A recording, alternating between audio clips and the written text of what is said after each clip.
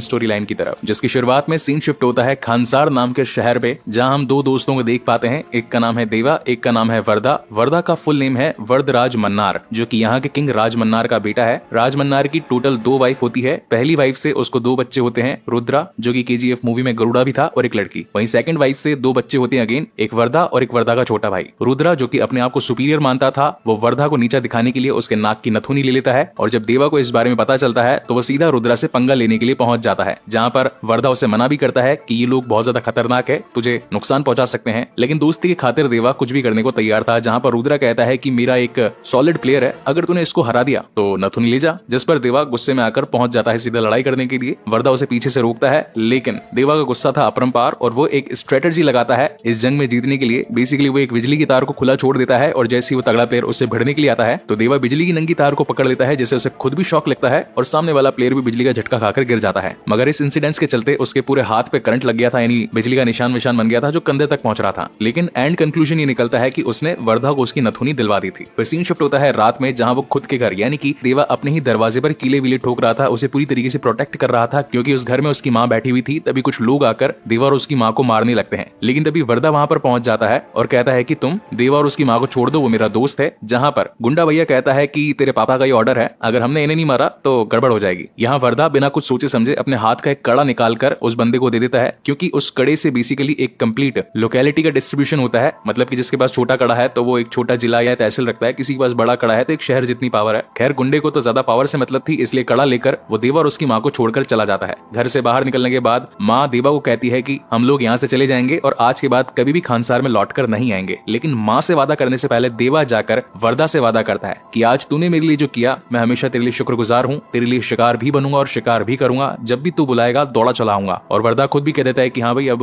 तुम्हारी जान को यहाँ पर खतरा है तो अभी तुम निकल जाओ। लेकिन जाने के साथ साथ वो उसे एक नाम भी दे देता है जो कि होता है सलार। जिसके बाद सीन शिफ्ट होता है प्रेजेंट टाइम में, और यहाँ हम देख पाते हैं एक बहुत बड़े बिजनेसमैन को जो कि खानसार के दुश्मनों से बचकर अब इंडिया के बाहर रह रहा होता है, लेकिन उसकी बेटी इंडिया चली जाती है। अब जो सारे दुश्मन उस बिजनेसमैन का वेट कर रहे थे वो नहीं मिला, उसकी बेटी मिल गई तो बल्ले बल्ले। अब जहाँ एक तरफ सारे दुश्मन बेटी को ढूंढने में लगे थे, वहीं उसके पिताजी इंडिया में अपने कॉन्टैक्ट्स को यूज करते हैं और बताते हैं कि मुझसे गलती हो गई, मेरी बेटी इंडिया पहुंच गई है, दुश्मन यानी कि खानसार के लोग उसे पकड़कर चीर फाड़ देंगे, मैं चाहता हूं कि तुम उससे बुला लो, वही उसकी मदद कर सकता है। अब पूरी पिक्चर में उससे बुला लो वही है जो सबकी मदद कर सकता है, वही है जो हर किसी को धो सकता है। यानी कि ऑलमोस्ट 2 घंटा यहाँ पर देवा के बारे में वो उसे यही बातें चल रही होती है। तो मैं यही 2 शब्द काटूंगा, यानी कि वो और उसे, और ये वीडियो छोटा बन जाएगा। खैर मजाक कर रहा हूँ। इंडिया में जो बिजनेसमैन का दोस्त होता है वो बताता है कि श्रुति हसन की अब रक्षा खाली एक ही शख्स कर सकती है और वो है अम्मा। अम्मा बोले तो देवा की मम्मा, लेकिन इसके लिए श्रुति को झूठ बोलना पड़ेगा कि मैं एक इंग्लिश टीचर हूँ। इस प्लेस का नाम होता है तिनसुकिया, जहाँ पर सलार की mummy being a Hindi teacher बच्चों को पढ़ाने का काम करती थी, बहुत ही ज्यादा स्ट्रिक्ट होती है। और श्रुति को ये झूठ बोलना था कि मैं इंग्लिश टीचर बनकर गाँव के बच्चों को अच्छी एजुकेशन देना चाहती हूँ, तो मुझे आपके अंडर जॉब वगैरह दिलवा दो, मैं बच्चों को पढ़ा दूंगी। आंटी जी मना कर देती है कि तू नहीं टिक पाएगी, बच्चे बहुत हरामी है। लेकिन श्रुति कहती है कि आजमा कर तो देख लो, 3-4 दिन में अगर नहीं बने तो मेरे को भगा देना। और बेसिकली उसे 3-4 दिनों का वक्त ही चाहिए था ताकि सलार भाई साहब जो भी श्रुति के पीछे पड़े उसे पेल कर रख दे। अब जहाँ एक तरफ वो रोज स्कूल जाकर बच्चों को पढ़ाने लगती है, वहीं दूसरी तरफ सलार भैया जाकर खानसार के दुश्मनों को ठिकाने लगाते रहते हैं। लेकिन इस बीच उनकी मम्मी का पॉजिटिवनेस भी दिखाया जाता है, जहाँ एक तरफ उनका यह मानना था कि मेरा बेटा शाम को 6 बजे से पहले घर आ जाना चाहिए, और ऊपर से कोई बड़ा हथियार तो क्या, प्लास्टिक का चक्कू भी उसके हाथ में नहीं होना चाहिए क्योंकि उसे नुकसान पहुंच सकता है। मतलब कि हर तरीके से वो अपने बेटे देवा को प्रोटेक्ट करना चाहती है। इसी बीच एक फॉरेनर जो कि इलीगल माल इंडिया में सप्लाई करना चाहता था, लेकिन हर जगह पुलिस मीडिया इन सब का डर था उसे, तो वो अपने किसी कॉन्टैक्ट को बुलाता है और कहता है कि भैया माल की सप्लाई वगैरह करवा दे, एक बड़ा हिस्सा तुझे दूंगा। अब ये भी जो गैंगस्टर होता है ये भी अच्छा खासा नामी गिरामी गैंगस्टर होता है, तो ये यहाँ पर खानसार की सील इसके माल पर लगवा देता है। अब ये जो सील है ये पूरे राज्य तो क्या, स्टेट तो क्या, डिस्ट्रिक्ट तो क्या, पूरे के पूरे भारत देश में चलती है। अरे देवा, इस सील को कोई भी रोक नहीं सकता, पुलिस, नेता, डॉक्टर, वकील, गुंडा, मतलब इस सील के आगे सब नील है। जिसने सील को तोड़ा लोग आकर उसे तोड़ देंगे। बीच में होता है कि पुलिस वाले उस गाड़ी को रुकवा लेते हैं, लेकिन जैसे इस सील को देखते हैं तो उनकी सील खुल जाती है, यानी कि वो लोग भी डरकर भाग जाते हैं और कहते हैं कि इस माल को छुआ तो यहाँ के लोग हमें कच्चा चबा जाएंगे। माना जाता है कि खानसार की सील है और खानसार एक ऐसा देश है जो कि भारत के नक्शे तक पर नहीं है। यहाँ के लोग इंसान नहीं, खूंखार जानवर हैं, और वहाँ की सिक्योरिटी तो अमेरिका के प्रेसिडेंट के व्हाइट हाउस से भी ज्यादा सिक्योर है। कुल मिलाकर खानसार के बारे में बहुत ज्यादा बड़ी बातें होती है कि उधर का माल है, रोकना नहीं है इसको। अब ये माल तो नेपाल जा रहा होता है, इसमें पंडित नाम का एक शख्स भी बैठा होता है, जिसके पास में खानसार की आंटी जी का कॉल आता है और वो बताती है माल नेपाल तो जा रहा है, लेकिन अब तू अपने आदमियों को लेकर के असम में तिनसुकिया पहुंच, वहां पर श्रुति जो कि हमारे दुश्मन की बेटी है वो मौजूद है, उसको लेकर मेरे पास में आ। अब आंटी जी के कहने पर पंडित जी अपनी पूरी टीम को उठाकर तिनसुकिया पहुंच जाते हैं। यहाँ पर उन्हें श्रुति मिल भी जाती है और वो इसको लेकर जाने लगते हैं। अम्मा जी अपने आंखों के सामने ये सारा रायता फैलते हुए देख नहीं सकती थी। वो बाकी के लोगों को कहती है कि अरे भाई लड़की पर अत्याचार हो रहा है, कोई तो बचाओ, कोई से रोको। तो कोल माइन में काम करने वाले लोग कहते हैं कि तेरा भी तो बेटा है, तू क्यों नहीं बोल देती है। तो अम्मा जी अपने बेटे देवा को कहती है कि जा बचा ले उसको।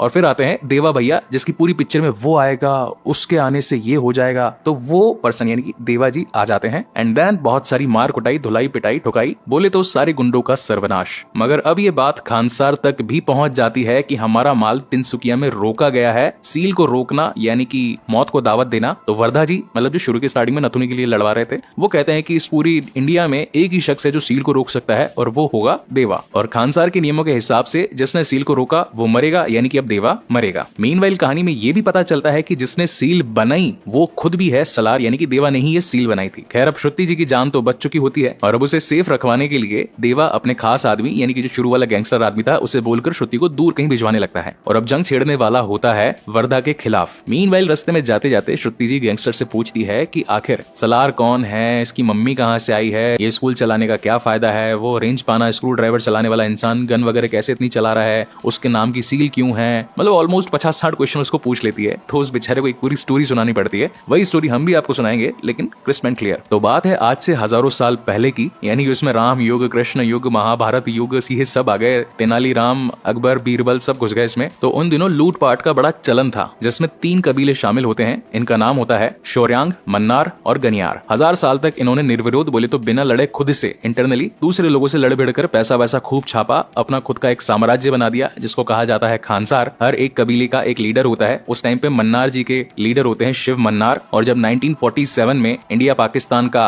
डाइवर्जन हो रहा था तो ये पहुंच गए सीधा पार्लियामेंट में अपने बेटे गोद में रख करके राज मन्नार को, और जाकर खानसार को इंडिया के मैप से मिटा दिया और कहा कि इंडिया का कोई भी कानून खानसार पर लागू नहीं होगा, लेकिन खानसार का कानून पूरे इंडिया पर लागू होगा, क्योंकि इंडिया में जहां से भी illegal gold, diamond, weapons, drugs, cocaine, रोकड़ा, जो भी मालपानी आएगा खानसार का उसमें कुछ 30-40% का कट होगा। अब धीरे धीरे करके समय आगे बढ़ता गया, शिव मन्नार की हालत खराब होती गई। तो अब लॉजिकली तो अगर वो मर जाते हैं, यानी कि मन्नार कबीले के बाद में शौर्यांग कबीले के लीडर की बारी आनी चाहिए सब पर रूल करने के लिए, लेकिन उनका बेटा राज मन्नार ये नहीं चाहता था। इसलिए यहाँ पर वो एक बहुत बड़ा गेम खेलता है। गनियारों को तो छोड़ देता है, शौर्यांग वाले पूरे कबीले के हर एक शख्स को मरवा देता है और फिर खानसार में बड़ी बड़ी दीवारें खड़ी करवा देता है। हाईटेक सिक्योरिटी यहाँ पर मंगवा लेता है ताकि कोई मेन लीडर बन ही नहीं सके, और उसके बाद कुछ रूल्स एंड रेगुलेशंस सभी पर लागू कर देता है। अब इसे थोड़ा ध्यान से सुनना क्योंकि मूवी का यही सबसे कंफ्यूजिंग पार्ट है जिसे हम एक्सप्लेन कर देते हैं। राज मन्नार ने अपने पूरे राज्य को 101 शहरों में डिवाइड कर दिया होता है और हर एक शहर का एक लीडर भी तैनात कर दिया जाता है। अब ये जितने भी लीडर है यानी कि 101, इन्हें भी 3 पार्ट्स में डिवाइड कर दिया जाता है। नंबर 1 पर होते हैं कपार, सेकंड नंबर पर होते हैं सरदार और फिर थर्ड नंबर पर आता है कर्ता। 61 कपार ये होते हैं थर्ड नंबर पर, तो इनके पास में खाली 1 वोट की ताकत होती है। 8 होते हैं सरदार जिनके पास में 3 वोट की ताकत होती है और 1 होता है कर्ता जिसके पास में 15 वोट की ताकत होती है। तो यानी कि 61 + 24 + 15 हो जाते हैं 100। और 1 वोट इनका नाकारा बेटा था जिसने की शुरुआत में एक बड़े वाले राज्य को खो दिया था, तो एक छोटा वाला राज्य इसे भी दे दिया जाता है, तो टोटल मिला के 101 हो जाते हैं। अब यहाँ पर सबसे खास बात ये थी कि राज मन्नार ने 8 सरदारों में से 5 लोग तो खुद ही ठूसे हुए थे। हर एक का नाम, हर एक की कहानी बताऊंगा, बहुत लंबी हो जाएगी स्टोरी। सुनाओ, डायरेक्ट स्टोरी पर वापस आते हैं। इस वक्त कर्ता बोले तो राज मन्नार जिसके पास में 15 वोट्स की ताकत होती है, जो कि फॉर द मोमेंट पूरे खानसार को मैनेज कर रहा होता है। उसके पास में ये इन्फॉर्मेशन आती है कि किसी ने खानसार से एक बहुत बड़े गन्स, ग्रेनेड, इलीगल वेपन का ऑर्डर दिया है यूएस में कहीं तो, और वो सारे हथियार बनना शुरू हो चुके हैं। अब ये ऑर्डर किसने दिया इस बात का पता लगवाने के लिए खानसार से हमारे कर्ता जी यानी कि राज मन्नार निकल पड़ते हैं यूएस के लिए। मीनवाइल खुद की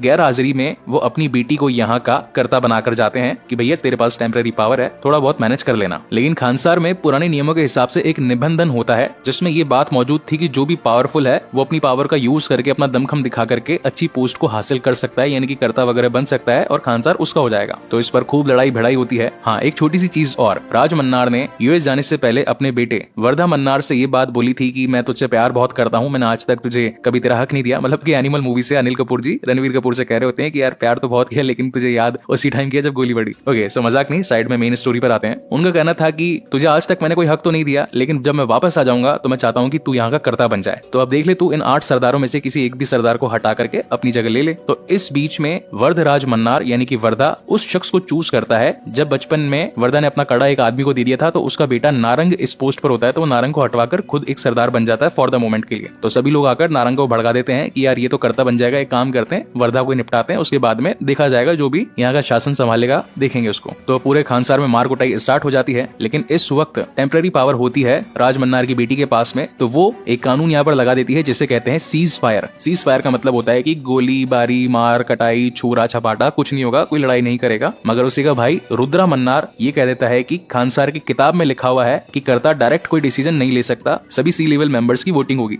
सी लेवल मतलब जो कि कंपनी के सीईओ सीटीओ सीएमओ होते हैं, तो यहाँ पर ये आप इनको मान सकते हो। अब ये वोटिंग होने वाली थी 9 दिनों के बाद में, जहाँ पर ये बात क्लियर होगी कि सीज फायर रखी जाए कि हटाई जाए। अगर सीज फायर लगी रहती है वोटिंग में जीतने पर, यानी कि अब कोई किसी से मार कटाई नहीं करेगा, नॉर्मलाइज शासन होगा। और अगर हटा दी जाती है वोटिंग में ये बात लागू हो जाती है, तो हर जगह मार धड़ाई होगी, जो भी अपने किसी को भी दुश्मन वगैरह मानते हैं सारे के सारे लोग मार दिए जाएंगे। तो इस चक्कर में ये जो 8 सरदार होते हैं ये अपनी अपनी टीम को बिल्डअप करने के लिए दूसरे देशों से एक एक टीम बुलवा लेते हैं। किसी की रशिया से आती है, किसी की जापान से आती है, किसी की यूएस से आती है। तो यहाँ पर वर्धा का छोटा भाई उससे कहता है कि भैया अपन भी फाइट के इन बिटवीन ही है, अपनी भी कोई आर्मी वगैरह बुलवाओ। तो यहाँ पर वर्धा जी को अपना बचपन का दिया हुआ वादा सलार से याद आता है और वो एक ही आदमी से मदद मांगने के लिए जाते हैं, यानी कि देवा, और वो इनकी मदद करने के लिए यहाँ पर आ भी जाता है। अब इस बीच कहानी में 3 ऐसे बड़े बड़े इंसिडेंट्स होते हैं जो कि मैं एकदम शॉर्ट में निपटा देता हूँ। पहली बात तो ये कि नारंग अपने बेटे को अब एक नया सरदार बनाना चाहता था। बेटा जो कि हरामी था, हर दिन एक नई लड़की लाना चाहता था, पतंग उड़ाकर लड़की चूज करता था, तो सलार गुस्से में आकर उसे मार देता है। सेकंड बड़ा इंसिडेंस ये होता है कि नारंग जो कि अपने बेटे की मौत का बदला लेने के लिए वर्धा और सलार और उसके दोस्तों को सभी को अपने जेल में ठूस देता है और 9 दिनों तक ये लोग वहीं पे बंद रहने वाले होते हैं। और थर्ड इंसिडेंस होता है कि बीच बीच में श्रुति अपने गैंगस्टर के साथ में ये स्टोरी पूछती रहती है कि अब उसने क्या किया, बाद में क्या किया, मतलब केजीएफ वाली लाइनअप थोड़ी चल रही होती है। तो खैर स्टोरी को स्ट्रेच करने के लिए ये तीनों पॉइंट्स स्टोरी में डाले गए थे, लेकिन एक्सप्लेनेशन के हिसाब से ये तीनों जल्दी में ही मैंने निपटा दिए हैं। अब बात करते हैं डायरेक्ट कंक्लूजन पर। 9 दिन हो चुके होते हैं पूरे और अब तो राज मन्नार भी आ चुके होते हैं यूएस के दौरे से अपने खानसार में, जहां पर इस वक्त वोटिंग चल रही थी 3 टाइप के लोगों के बीच में। नंबर 1 यानी कि कपार, नंबर 2 यानी कि सरदार और नंबर 3 यानी कि कर्ता। लेकिन 50-50 पॉइंट्स दोनों तरफ हो जाते हैं। 50% लोग बोलते हैं कि भाई हटाओ सीज फायर और 50% लोग बोलते हैं कि नहीं लगे हुए रहने दो सीज फायर। अब सारा कुछ वर्धा के लास्ट ओपिनियन पर डिपेंड करता था कि हटाओ या फिर लगाओ। तो वर्धा के पिताजी यानी कि राज मन्नार जो कि कर्ता होते हैं, जिनके पास में 15 वोट्स की पावर भी होती है, वो ये सोच रहे होते हैं कि वो तो लगी भी रहने देगा सीज फायर, ताकि मार कुटाई नहीं हो, कोई भी उसे जान से ना मारे और आगे आने वाले वक्त में वही यहाँ का मेन लीडर वगैरह बन जाए। मगर वर्धा जी यहाँ पर कर देते हैं कि सीज फायर को हटाओ। अब उसने ये ऑप्शन क्यों लिया वो हमें इसके सेकंड पार्ट में पता चलेगा। अब यहाँ पर होता क्या है कि हर कोई मार कुटाई पर उतर आता है, जहाँ पर वर्धा और सलार यानी कि देवा ये दोनों मिलकर ढेर सारे लोगों को, ढेर सारे सरदारों को कूट पाट देते हैं। बहुत सारा खून खराब होता है, ढेर सारी फाइटिंग। लेकिन इस चलती मार कुटाई में यहाँ राज मन्नार को भी कोई शख्स मारने के लिए आता है, जो कि होता है उसका खुद का जवाई, यानी कि पहली वाली बीवी से पैदा हुई बड़ी बेटी का पति। मैं जानता हूँ थोड़ा सा लंबा रिलेशनशिप है, लेकिन आज जवाई कह देता हूँ तो समझ जाना। ये भाई साहब बिलोंग करते हैं शौर्यांग कबीले से। आज से जब 30 साल पहले बहुत सारी मार कुटाई हुई थी, तो जब मन्नार कबीले ने पूरे शौर्यांग कबीले को खत्म करने का डिसाइड किया था, तो उन कबीलों वालों ने अपने बच्चों को नीचे गटर में छिपा दिया था ताकि बच्चों पर कोई हाथ वाथ ना उठा पाए। और गनियारों को इसलिए छोड़ दिया था क्योंकि उन लोगों में एकता कभी नहीं थी। इसका सीधा मतलब साफ है कि अगर एक को चाटा मारोगे तो 10 लोग साइड में यूं ही बैठ जाएंगे कि भैया एकता नहीं है अपने में, क्या ही लड़ेंगे, अपन साइड में बैठ जाते हैं। इसलिए गनियारों को तो छोड़ दिया और शौर्यांग जो कि हमेशा एकता में रहते थे, तो उन लोगों को मार काट दिया। इसी के साथ सबसे बड़ा प्लॉट ये रिवील होता है कि देवा जिसे मारने के लिए मन्नार के लोग आए थे, लेकिन वर्धा ने उसे बचा लिया था। तो देवा भी खुद शौर्यांग कबीले के लीडर का बेटा होता है। और जो मैंने शुरुआत में आपको बात बताई थी कि अगर मन्नार कबीले का कोई सरदार या कोई लीडर वगैरह अगर अपने पोस्ट से हट जाता है, मर जाता है, तो सेकंड नंबर पर बारी आनी थी शौर्यांग कबीले के किसी इंसान की। तो पिताजी तो थे नहीं, तो एट द एंड बचता है देवा। और इसी तगड़े सस्पेंस के साथ ये वाला फर्स्ट पार्ट यानी कि सलार द सीज फायर खत्म होता है। अब यहाँ से बाकी की जो स्टोरी है वो इसके सेकंड चैप्टर में रिवील होगी, जिसका नाम है सलार पार्ट 2 यानी कि शौर्यांगा पर्वम। उसमें ये पता चलेगा कि श्रुति को बचा लेने के बाद में क्या मतलब जो सील तोड़ी गई है, तो खानसार के लोग उसके पीछे पड़ेंगे कि नहीं पड़ेंगे। दूसरी चीज, अगर देवा ही शौर्यांगा से बिलोंग करता था तो और भी जो लोग हैं अब उसके पीछे पड़ेंगे, मारेंगे उसको, उसका राज्य हथियाने की कोशिश करेंगे। इस सील का एक्चुअल मतलब भी मालूम चलेगा कि भैया भैया ये बनवाई क्यों गई थी। तो स्टोरी में अभी बहुत कुछ है जो कि दिखाना बाकी है, जैसे कि बाहुबली